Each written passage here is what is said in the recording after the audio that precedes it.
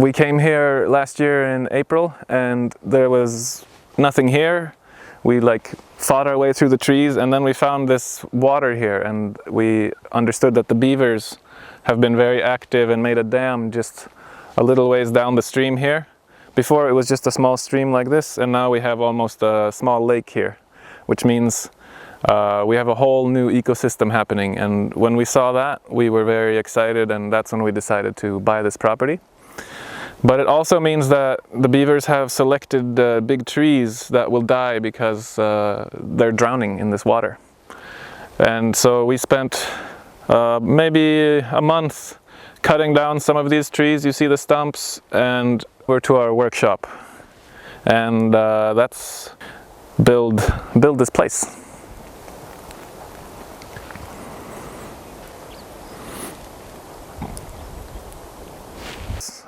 Camping site.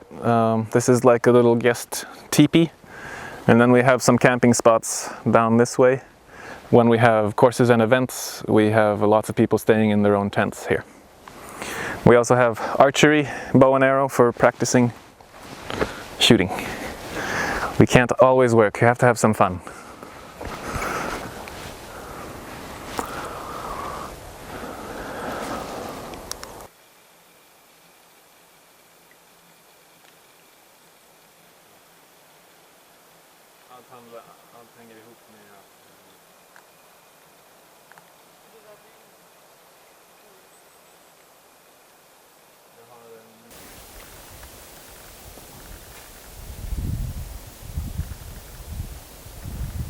Part of our mushroom farming operation, where we grow oyster mushrooms, shiitake mushrooms, nameko and reishi, and this is one part of it.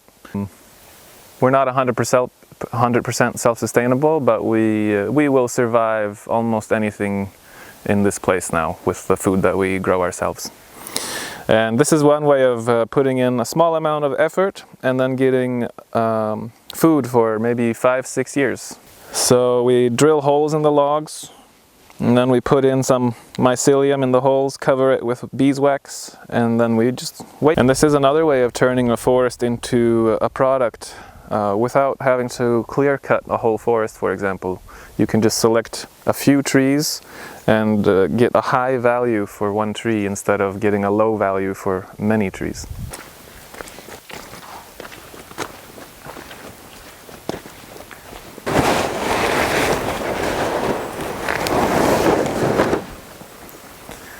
So we cut down our own trees, the ones over there that the beaver selected for us. Then we bring them over here to our mobile sawmill. It's on wheels, so we can take this sawmill close to the trees. Local resources, just within 1 kilometer, take resources to build a large percentage of the material that goes into building a house.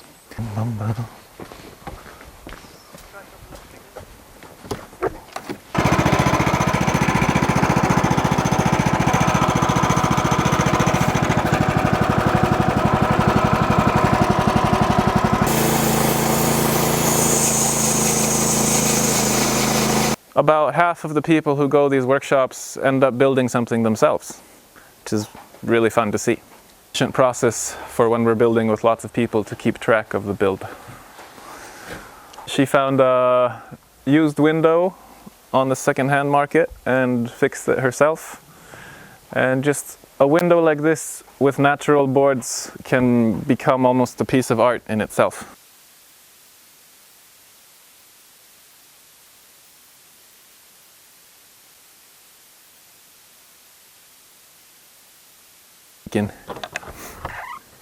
Hi! Hey! Hey! This is it's a nice example of a really beautiful fireplace to stay warm. Using wood for keeping heat is a very logical thing to do in this part of the world. And it's nice that Hanna got such a nice one. There's still a lot of mushrooms out there. Mm-hmm.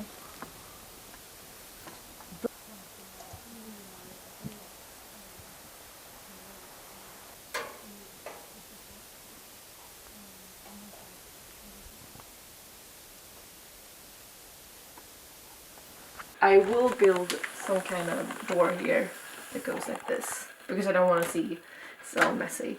And then I have actually, I have to show you if I find it. It's here. My friend made me a small door, like that's the double door, but a small. Now. Yeah. So this is my kitchen area and my steps to my sleeping loft, and so I use this as storage as well. So here I have my food storage. It's very messy now because I haven't have the time to organize it, and I've just been pushing everything inside. And here's my fridge, and here's kind of the closet area where I have possibility to hang my clothes. It's really luxurious, I guess. And this is actually an old table that I made into a door. This is one of my friends' work, so I keep my yoga things here. And this is like, I just stuff everything else in here. I will make doors here when I find the inspiration, but I haven't quite found like the right piece of materials and everything. So here's where I sleep, but I still built this wall, like that one, for instrumental storage, but also because I wanted it more private, so you don't feel like you're falling out in the middle of the night. So it's really practical steps here that's very easy, and you can even stand here like doing your bed, or taking stuff out, and when you wake up in the morning you can like sit properly, and you can also sit on the loft, so it's really the perfect sleeping place.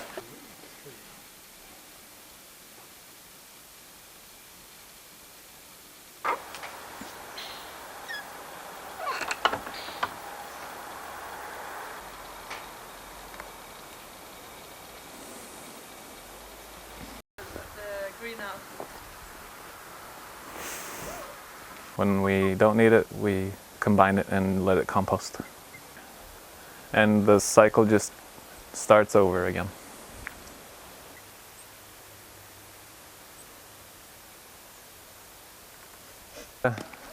Our chickens, they have their own tiny house.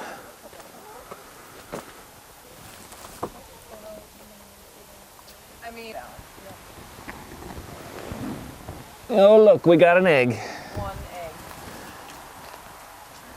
Are you spending the night or? Yeah, actually I think we can. Yeah. Wanna come inside? Come. Varsågod.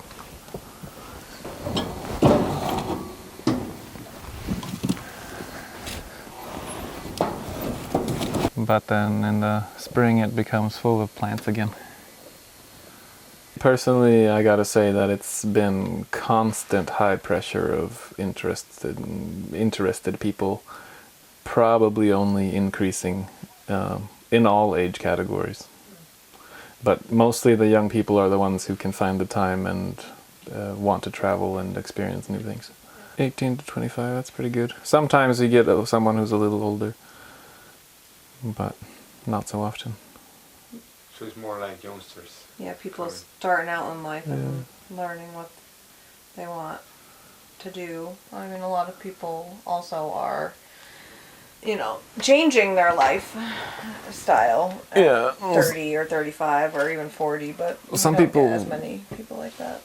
In the beginning, it was more people who just wanted to travel and live cheap. And they found this place through, or what we were doing then in Kvarnsjön, they found it through woofing. Worldwide opportunities on organic farms. But that became much too popular very quickly, so we had to turn off the page, and we've been doing our own volunteer program since then. Word of mouth, basically. Yeah. In doing that, we found that we get more responsible people who are really coming here for the experience, not just, to live on a farm for free. Yeah. And work a little bit. They're really here to like learn and such. It's really nice when they can stay like 2 or 3 months. Then they really have the opportunity to dive deep. It takes a couple weeks to really feel comfortable anyway. here and to like learn where everything is and. As the project is growing and evolving, we find that we're attracting more people who really love the kind of lifestyle that we live and who really want to be a part of it.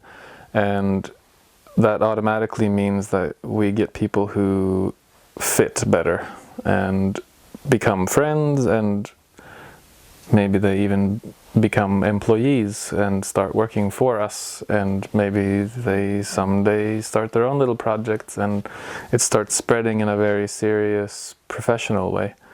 And that's something that I really like to see.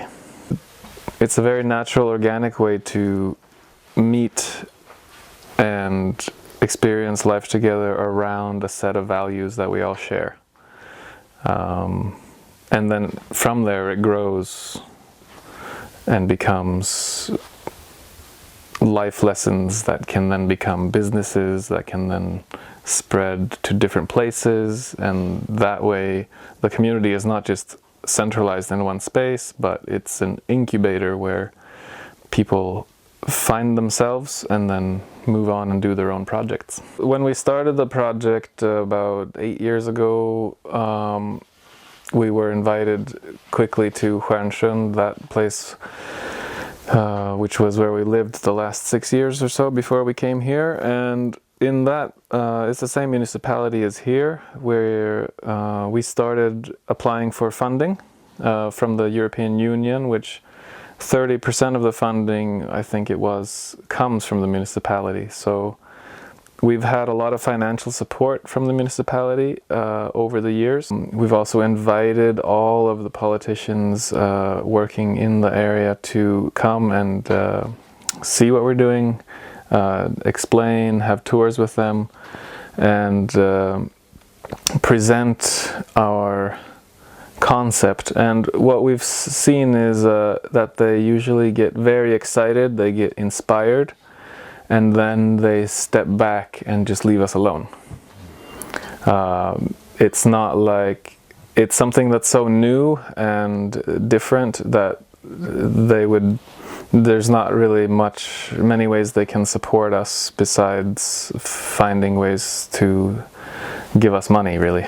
The local grassroots community is something that we're focusing on a lot more than maybe trying to go through the long bureaucratic multiple-year process of changing the minds of politicians and lawmakers. That's something that takes a long time, and we're living now. We need to do things now, so that's more of a grassroots movement. And that is something that spreads like fire, and we can attract people locally, people who are like-minded, to come and participate in events, educations, workshops, festivals. And that's how the community grows in a grassroots, natural, organic manner. What I can say is that if you look at, for example, the tiny house movement in Sweden, it's absolutely exploding. And I am one of the participants in this movement that's happening right now. And like I said, a lot of the people that go to my workshops, they start building something themselves, or they buy a tiny house, or they start building something on their own. It's something that's spreading and happening all over in Sweden, whether or not the different municipalities know or care about it. It's something that's happening. It can't be stopped. I mean, maybe someday it will be stopped with more laws and more rules and regulations. But right now, the tiny house movement is kind of trying to fly under the radar and be on wheels, so that you don't have to go through all of the hard, difficult rules that really make it hard for people to try to live their own minimalistic lives. It's really difficult for somebody who wants to step out of the normal way of living with a 9-to-5 job and being a constant consumer, and suddenly say, okay, I'm choosing to not be a consumer right now. I'm choosing to live my own life. I want to pay a rent of 400 crowns per month and not 8,000 crowns per month.